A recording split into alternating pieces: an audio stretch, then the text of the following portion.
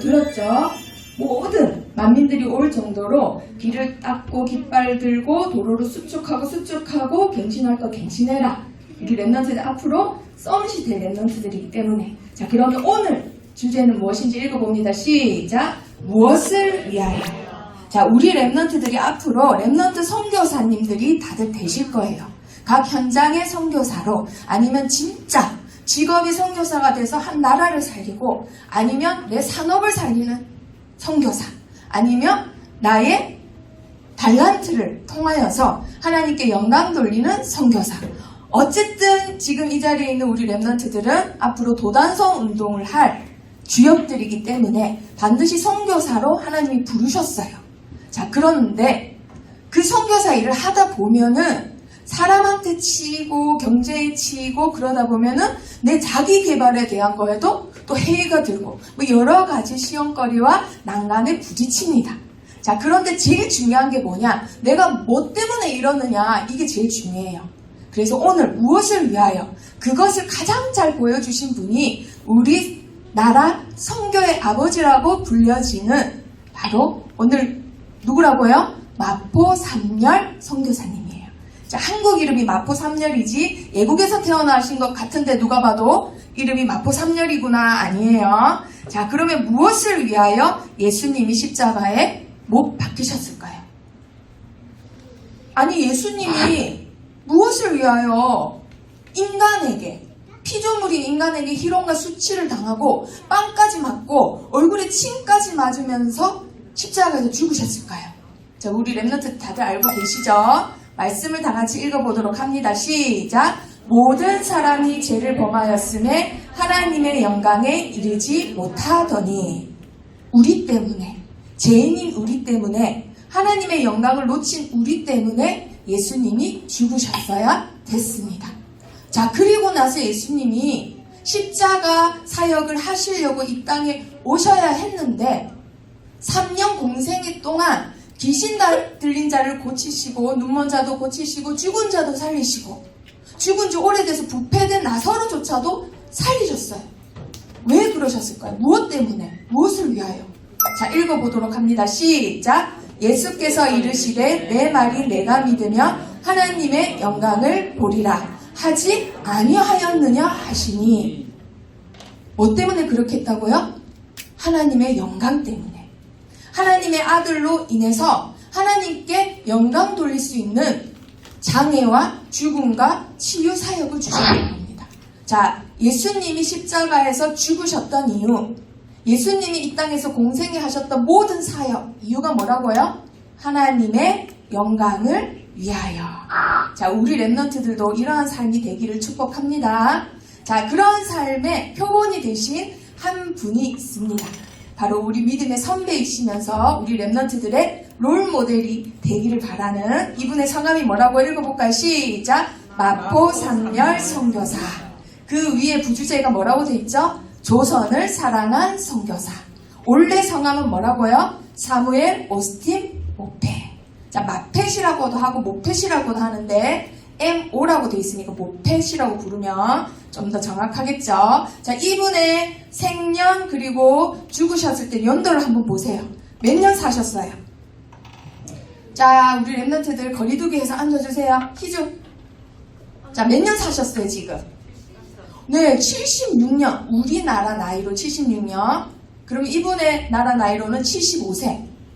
75세까지 사역을 하시고 소천을 하셨습니다. 자, 이 마포 삼열 선교사님. 자, 우리 랩런트들이 다음 주에는 이기풍 선교사님에 대해서 강의를 듣습니다. 그분의 스승님이죠.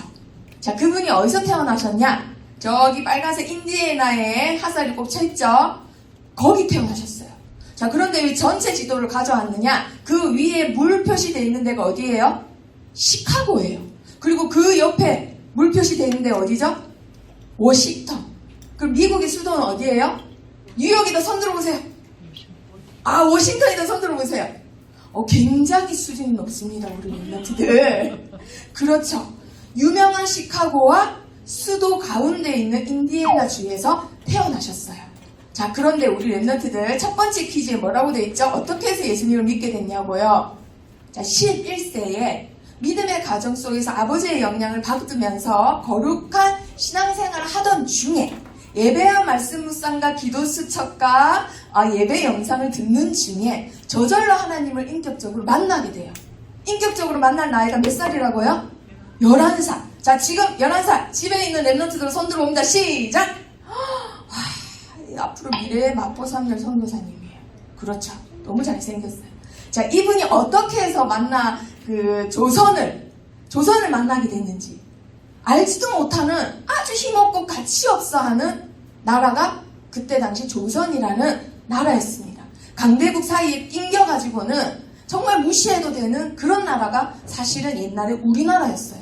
자, 그런데 어떻게 해서 오게 됐느냐? 그 발단은 바로 이분이세요. 바로 무디 선교사님. 무디 선교사님은 우리나라와 중국의 수많은 선교사님들을 파송한 무디 신학교까지 세울 정도로, 성경학교를 세울 정도로 대단한 부흥전도사예요. 하지만 자신은 직접 선교를 나가지 않았습니다. 하지만 수많은 선교를 했다고 과언이 아니죠. 이분이 어떻게 설교를 했길래, 강의를 했길래 이 말씀을 듣고는 그래, 내가 선교사가 돼야지. 한 번도 생각한 적 없는데 선교를 결심하게 됐느냐? 우리 랩런트들, 하나님은 지금 밖에 아무것도 모르고 있는 불신자 같은 나이의 랩런 다른 아이들이 아니라 누굴 먼저 선택하셨어요? 그렇죠. 우리 랩런트들을 먼저 선택하셨어요.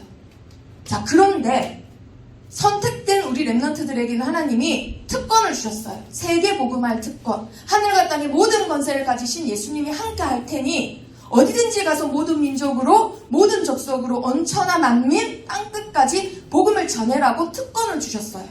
그런데 많은 사람들이 지금도 힘들어서 재앙 속에서 저주를 받으면서 영적 문제로 발버둥 치다가 지옥에 가요. 왜 그럴까요? 우리 랩런트들이 가지 않기 때문에. 여기서 은혜만 받고 앉아있기 때문에. 라고 강의를 했어요. 설교를 했어요. 그때 수많은 학생들이 회개를 하고 한국 선교에 대해서 꿈을 꿉니다. 그때 14명의 동료와 함께, 그때 당시 중국으로 많이 가는데 이분들은 한국에 오세요. 자, 배를 타고 태평양을 건너서, 그때 당시 태평양을 건너는 것 자체가 목숨 거는 일이에요. 몇 개월을 거쳐서 태평양을 거쳐서 조선이라는 듣도 보도 못한 나라를 일본에 도착해서 들어와야 돼요. 바로 배조차도 없을 정도로. 자, 26살 아주 꽃다운 청년이 우리나라에 복음을 전하려고 옵니다. 세계 선교의 사명을 가지고 26살. 하나님이 생일 선물로 조선을 주세요. 바로 도착한 날이 자기 생일이었어요. 자, 그런데 도착했던 그 조선은 어떤 나라냐? 자, 이분 누구죠? 많이 봤잖아요. 그렇죠? 해보세요. 우리 랩런트들 시작. 성대원군이에요. 흥성대원군이 어떤 일을 했죠? 처음에 천주교인들을 박해했어요. 프랑스에서 오신 천주교 그 신부를 대놓고 사형을 시켜요. 그렇게 해서 수많은 사람들이 기독교 박해로 죽어가고 있는데, 이분 전에 들어오신 선교사님들 때문에 서울이 선교사님들의 안전지대가 됐던 분위기예요. 먼저 누가 들어왔어요? 유명한 언더우드와 아펜젤러 등등의 선교사님들이 먼저 분위기를 조성해 주셨습니다. 자, 그래서 안전하게 서울에서 한국말을 배우면서 이렇게 사역할 준비를 하셨어요. 자, 그때 당시 서울 한번 모습 보세요. 그때 당시도 뭘 쓰고 있어요, 지금? 가슴 쓰고 있어요, 우리 랩런트들. 그리고 집 한번 보세요. 이게 지금 대도시 서울의 이거 시내 한복판이에요. 여전히 이런 집에 사람들이 이렇게 못 살 때 우리나라와 선교사님들 한번 보세요. 비교 한번 보세요. 이런 나라에 가장 잘 사는 미국에서 선교사님들이 오셨어요. 그리고는 마포 3열 선교사님은 4년 동안 그 자리에서 가만히 말씀 듣는 분이 아니에요. 언어가 늘어야 빨리 설교를 할 텐데 언어가 안 늘어. 왜냐면 옆에 동료들이 있어서 영어를 쓰게 되니까. 그래서 자기는 4년 동안 온 전국을 돌아다니고 중국까지 돌아다니세요. 그래서 그때 한국 문화를 깊이 이해하게 됩니다. 자, 그렇게 4년 동안 돌아오면서 자, 자기를 파송했던 북장로회에다가 이렇게 보고를 하겠죠. 보고서 한번 보세요. 나는 이 나라에 위대한 가능성이 있다고 믿습니다. 한국인은 어쨌다고요? 지적이고 매력적이다. 한국에 대해서 너무너무 막 사랑을 해요. 그러는 중에 기도 중에 어디서 사역을 할지 하나님이 말씀을 주시는데 마음에 평양을 주세요. 그래서 지금 동역자들과 함께 지금 평양으로 떠나기 전에 마지막으로 기념사진 찍는 거예요. 자, 마포 3년 선교사님 어디 계세요? 몇 번째? 그렇죠. 말을 안 타신 분이에요. 자, 약간 얼굴이 가름해서 이렇게 수염 있으신 분. 자, 이분이 평양에서 이제 자기의 전처기지를 삼습니다. 그때 당시 평양 모습이에요. 자, 그런데 돌면서 평양에 이렇게 전도를 하는데 아까 1강에서 목사님을 통해서 들었죠? 토마스 선교사님이 던진 성경책을 여관 벽에다가 바른 채치량이라는 사람 여관에 묵다가 오, 하나님이 이곳을 예비하셨네 하고는 채치량을 부르고 전도를 합니다. 그래서 그곳이 뭐가 됐다고요? 널다리 교회가 돼요. 그리고 그곳에서 사역을 시작하는데 사람들이 그때부터 사무엘 모펫 선교사님이라고 하면은 너무 어려워. 그걸 빨리 하다 보니까 사무엘 모펫 하다 보니까 마포 삼열이 돼버려요. 그래서 그때부터 한국 사람이 부르기 쉽게 자기 이름을 마포 삼열이라고 합니다. 자, 실제 사무엘 마펫 선교사님 그때 집이었어요. 이런 데서 교회가 시작된 거예요. 그럼 우리 랩런트들 화장실은 어디 있을까요? 그렇죠. 화장실은 여기 있지도 않죠. 자, 이런 데서 여기 우리 직접 그 집 앞에서 사진 찍으신 거예요. 우리 선교사님이 마포 3열이라는 이름으로 이제 목회 활동을 하세요. 그런데 하자마자 1년이 됐는데 뭐가 터졌어요? 터졌어요. 전쟁이 터졌어요. 청일 전쟁. 우리나라는 아무것도 하지 않는데 중국과 일본이 우리나라를 두고 지네들끼리 싸우는데 격전지가 어디라고요? 사람들이 제일 많이 죽을 수 있는 곳이 평양이 돼버린 거예요. 그래서 그곳에 있는 선교사님들이 싹 다 서울로 피신을 가요. 평양하고 서울이 거리가 멀죠. 그때 당시에 일본과 중국이 서로 평양에서 치고받고 싸우니까 모든 선교사님들이 얼른 피신을 가는데 누구만 남았어요. 누구만 남았을까요? 그렇죠. 사무엘 선교사님은 남습니다. 자, 그때 보고서에 뭐라고 돼 있어요? 북쪽에서는 청나라 군대가 서울에서는 일본 군대가 올라오고 있다는 소식에 남아있던 사람들도 다 피난길에 갔대요. 자, 그런데 피난길에 가다 보면 폭탄이 떨어질까요? 안 떨어질까요? 총을 쏠까요? 안 쏠까요? 그렇죠. 그럼 사람들이 엎어지거나 자지러지거나 죽는 거예요.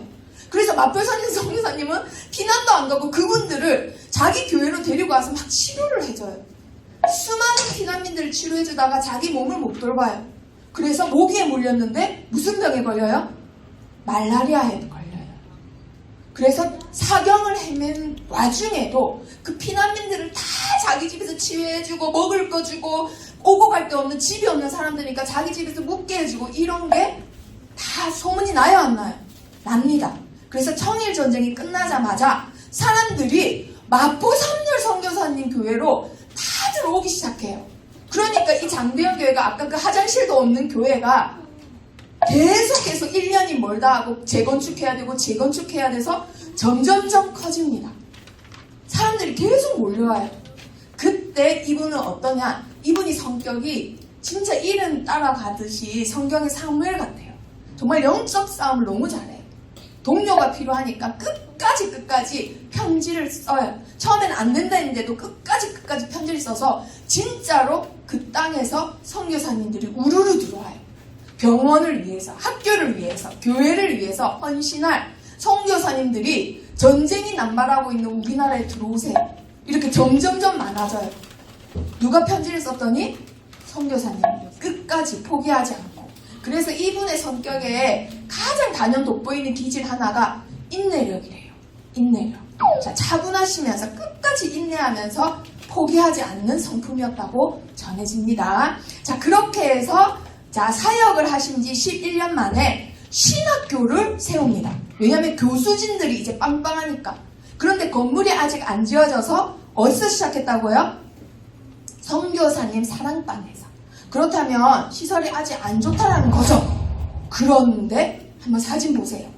드디어 졸업을 하는데 자, 학생들 보세요. 우리 랩런트들. 너무 귀여우시죠? 자, 마포 삼열 선교사님 어디 계세요? 그렇죠. 제일 훌륭한 동역자인 베이드 선교사님 옆에, 자, 요렇게 가름한 얼굴. 자, 그렇지만 너무너무 멋있는 분. 자, 그래서 첫 번째 1회 졸업생이 탄생을 합니다. 그 중에 이름이 없으신 분이 있는데, 그분의 이름은 뭘까요? 예스더라고요? 이수정이라고요? 그렇죠. 이기중이죠. 그분 성함만 없죠. 다음 주에 합니다. 자, 최초의 선교사를 배출하고 최초의 한국 담임 목사를 배출을 해요. 자기가 목숨 걸고 뭐예요? 사역했던 교회, 그 장대현 교회를 누구에게 물려주는 거예요? 한국인 목사에게 물려줘요. 우리 랩런트들 이거 진짜 대단한 일이에요. 내가 건강도 안 돌보고 내 전 재산과 내 모든 젊음을 바쳤던 몇십 년을 헌신해서 세웠던 그 개척한 교회를 이제는 시스템이 되고 사람들이 많이 모였는데 그 교회를 이제 막 신학교를 졸업한 한국인 목사님에게 물려줍니다. 그분이 성함이 길선주 목사님이세요. 자, 다음에 또 강의할 기회가 있더라고요. 자, 그리고 더 대단한 거는 선교사님들이 와서 자기 사역을 얼마든지 보고하고 자랑할 만한 게 이 목사님들이 얼마나 많으냐 이건데, 그 장로의 단체 자체를 선교사님들이 이제는 관리 안 하겠다, 한국인들이 알아서 하거라 하고는 한국인 목사님들에게 그 권한을 이게 전가시켜줘요. 이게 그때 찍었던 사진이라고 합니다. 정말 대단하죠. 이분들이 어떤 말씀을 잡고 이렇게 했을까? 자, 다 같이 읽어봅니다. 시작. 그러므로 너희는 가서 모든 민족을 제자로 삼아 아버지와 아들과 성령의 이름으로 세례를 베풀고. 자, 예수님이 하신 명령. 너희는 뭐를 세워라? 제자 세워라. 너희가 끝까지 하는 게 아니라 그곳에 있는 현지 제자를 세우라는 거예요. 세례를 베풀고 교회화시키고 제자를 세워서 그들이 또 하게끔 만들어라는 거예요. 그래서 이분의 선교 철학이 있는데, 선교사들의 신앙이 아니라, 선교사의 교회가 아니라 우리의 신앙, 우리의 교회, 개인이 주체가 되는 선교, 그것을 철학으로 삼으셨다라고 해요. 자, 그리고 그것뿐만 아닙니다. 자, 우리나라 최초의 우리나라 최초 전체의 종합대학이 있는데 그 대학 이름이 숭실대학교예요. 그 학교를 지으셨어요. 평안도 지역 청년들에게 진짜 한 번도 받아본 적 없는 수준 높은 근대 교육을 받습니다. 자, 우리 랩런트들 앞에 보세요. 가로앉으세요. 자, 우리 랩런트 한 사진 보세요. 숭실대학교. 그때 이거 사진이에요. 지금 밖에는 한복 입고 갓 쓰고 있는데 숭실대학교는 지금 이렇다니까요. 완전히 다른 차원이에요. 그러면 정말 엘리트이고 정말 의식이 깨어있는 사람들은 여기 갈까요, 안 갈까요? 전국에서 다 몰려오는 거예요. 자, 그리고 그것뿐만 아니라 여자가 가정에서 아이들을 키우는 주체이기 때문에 그 여자를 교육시켜야 되는데 한국은 여자를 사람 취급을 안 했어요. 교육을 안 시켰어요. 그래서 최고 시설의 여자 학교를 세워요. 그게 바로 숭의 여학교예요. 그것뿐만 아니라 숭의 중학교도 세웁니다. 이렇게 해서 평양에 삼숭이 탄생한 거예요. 뭐가 탄생했다고요? 삼숭. 숭이 세 개라는 거예요. 숭실대학교, 숭의대학교, 숭의 중학교. 자, 이 분이 이렇게 했던 거. 우리 랩런트들, 복음이 나라의 운명을 바꾸고 가정의 운명을 바꾸고 개인의 운명을 바꾼다. 그걸 이분은, 우리는 지금 들었는데 이분은 미리 아셨던 거예요. 나라의 운명을 바꾸려면 가정이 변화돼야 되는데, 가정이 변화되려면 여성이 변화돼야 된다. 그러면 당연히 사회가 변화된다. 그렇게 해서 교육을 시키면서 계속해서 복음 안에서 이렇게 각인되게 하는 거예요. 그래서 이 모든 것이 기독교 학교입니다.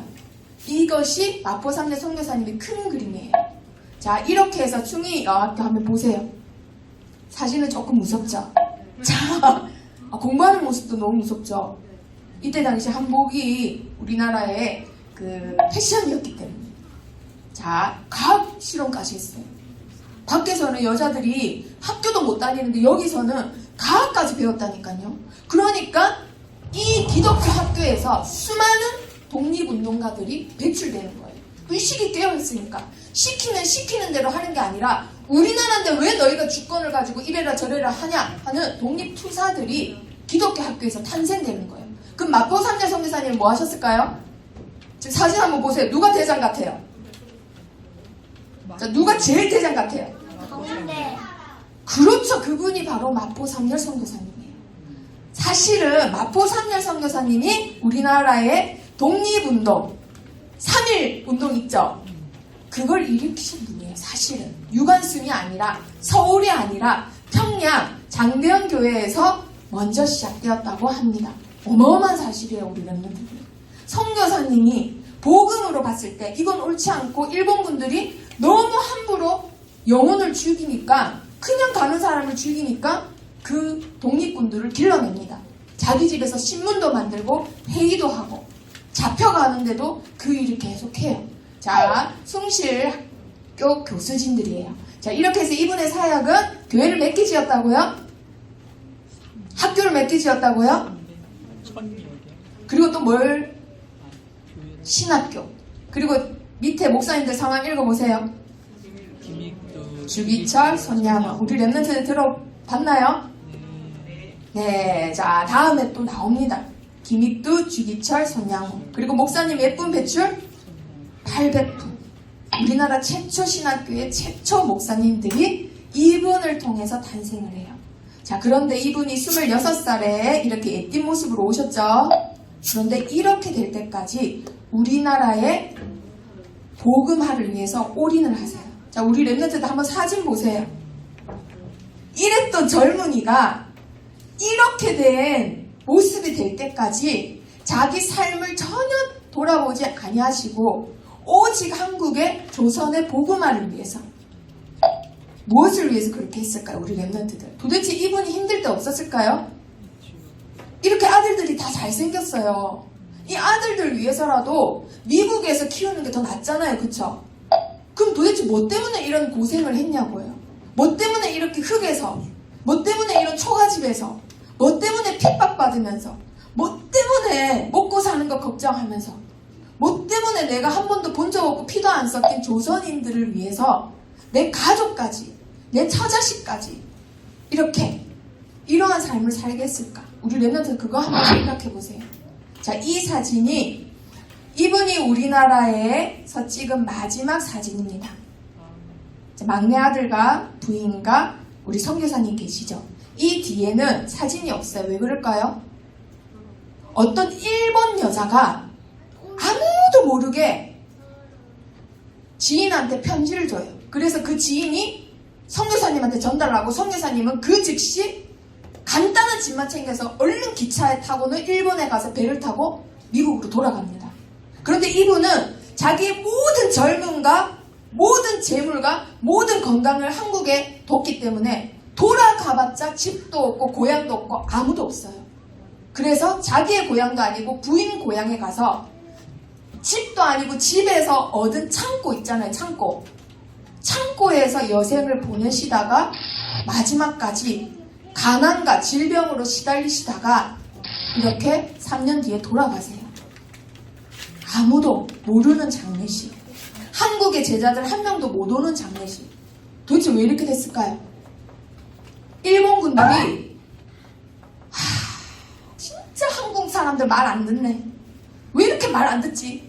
이것들이 미개한 것 같은데 왜 이렇게 말을 안 듣지 하다가 조사를 해봤는데 전국에 있는 기독교 학교 때문에 안 되는 거예요, 이게.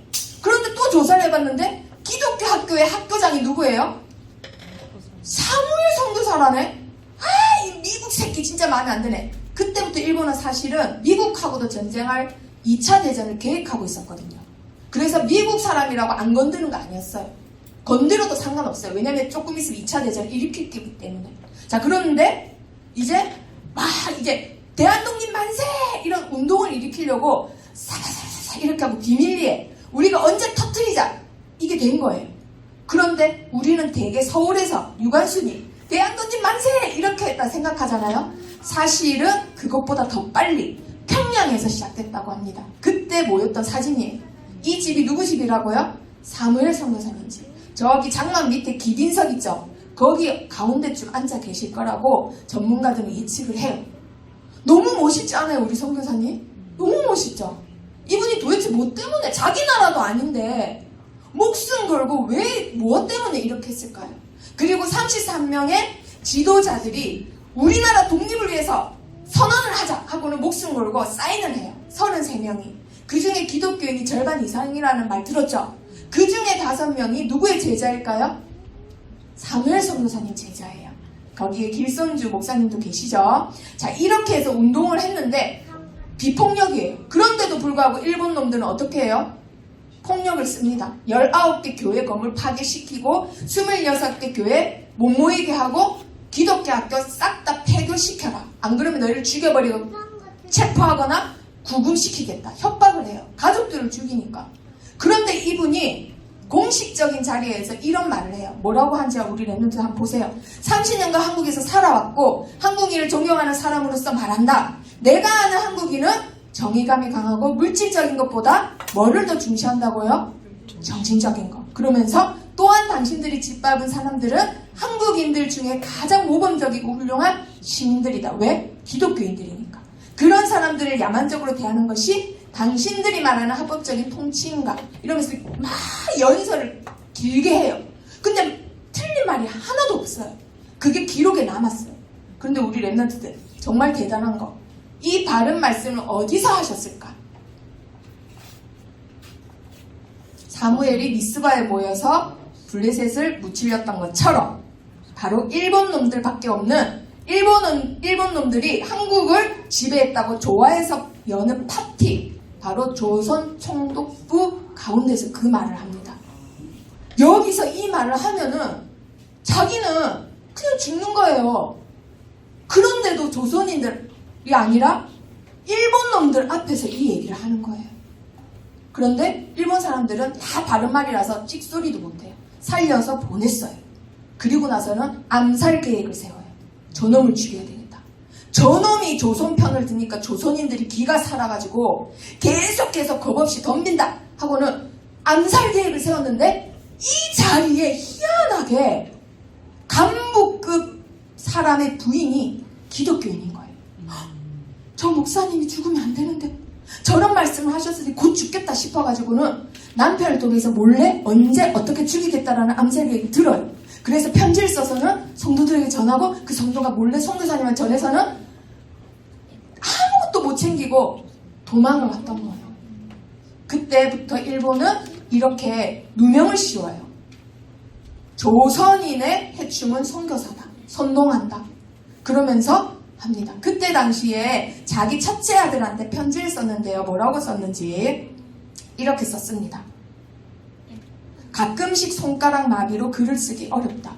이제 건강이 많이 안 좋으신 거예요. 근데 돌볼 틈이 없어요. 학교를 폐교해야 할지도 모른다. 그렇다 해도 결코 뭐를 하지 않을 것이다. 신사참배는 하지 않을 것이다. 왜냐하면 신사참배를 안 하니까 계속 학생들을 끌고 가거나 죽이는 거예요. 그래도 끝까지 신사참배를 안 하겠다 했는데 이제는 법적으로 신사참배를 안 하면 모조리 죽이겠다. 가만두지 않겠다. 모든 종교생활은 진짜 신이신 천황 밑에서만 자유로울 수 있다. 이런 법을 만들어버려요. 그게 바로 천황 신사참배예요. 그렇게 해서 기독교인들도 서서히 신사참배를 하기 시작합니다. 자, 그런데 성경은 뭐라고 얘기하고 있느냐 읽어봅니다. 시작. 썩어지지 아니하는 하나님의 영광을 썩어질 사람과 새와 짐승과 기어다니는 동물 모양의 우상으로 바꾸었느니라. 썩어질 것으로 사람들이 목숨을 구걸해요. 썩어질 것으로 살려고 우상 숭배를 시작합니다. 그런데도 마포삼열 선교사님은 그것을 지켜요. 자, 그러는데 이런 일이 생겨요. 36년에 기독교 학교를 자진 폐지하세요. 누가 폐지했다고요? 선교사님이요. 자, 우리 랩런트들 이거 진짜 큰일이에요. 일본군이 없앤 게 아니라 선교사님이 자진 전국에 있는 기독교 학교를 다 없애버리세요. 왜 그랬을까요? 학교를 폐교하면서까지 지키고자 하신 게 있어요. 뭘 지키고자 했을까요? 우리 랩런트들. 그걸 우리 랩런트들 오늘 붙잡으셔야 돼요. 평생 읽어놓은 사역의 증거예요. 평생 읽어놓은 응답의 증거예요. 평생 읽어놓은 내 삶의 목표였는데 그걸 내 손으로 다 문을 닫습니다. 학생들 보고 이제 오지 마라고 해요. 교수들 보고 당신들 나라로 가라고 해요. 평생 내 청춘과 모든 것을 바쳤는데 그걸 내 손으로 망가뜨렸다 이 말이에요. 왜 그랬을까요? 자, 우리 랩런트들 읽어볼까요? 시작! 그런즉 너희가 먹든지 마시든지 무엇을 하든지 다 하나님의 영광을 위하여 하라.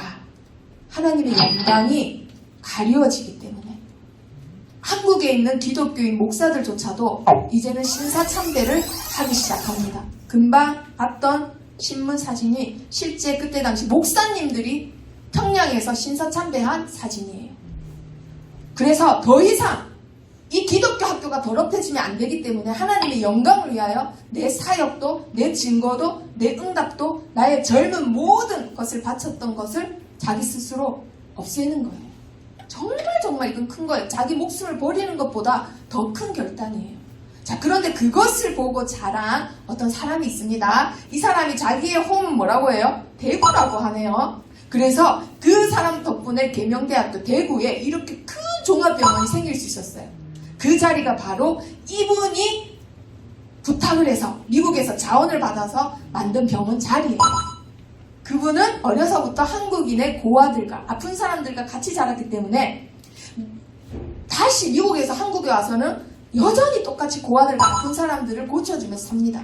그리고 선교사님들이 다시 자기 나라로 가야 될 일이 생겼어요. 그게 바로 6.25 전쟁이 터졌어요.